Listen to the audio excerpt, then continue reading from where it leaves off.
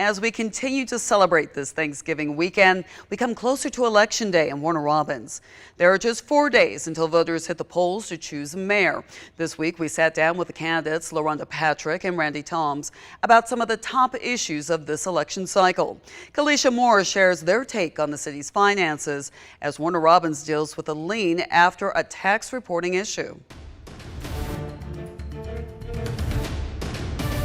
After discussing issues like crime and development, both mayoral candidates Randy Toms and LaRhonda Patrick say finances are their priority. An $800,000 tax lien in early November put Mayor Randy Toms and his administration in the hot seat, but he says it's under control.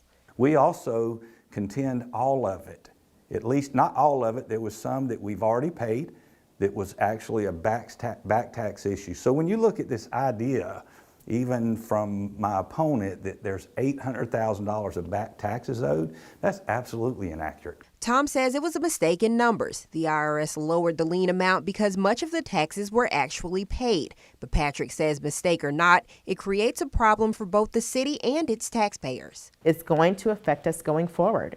It's going to affect our credit rating, our bond ratings, our interest rates when we start developing. It's going to affect our taxes. All of these things are going to affect our personal households. And people don't understand that that's going to happen. I asked Toms if he believed there is more transparency owed when it comes to taxes. I believe that the city of Warner Robins is as transparent as we can possibly be.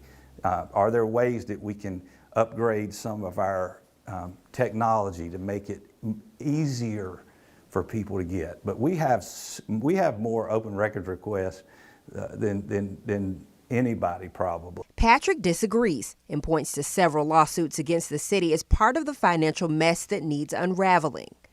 If the bill is more than $1 million on any of those occurrences, the city has to come up with the rest. And if they can't, well, even if they do, it still has to come from somewhere. The city doesn't make its own money. It doesn't grow on trees, So these are real issues. So how does the Toms administration move forward, making sure things like this don't slip through the cracks and people aren't second-guessing his office? He says,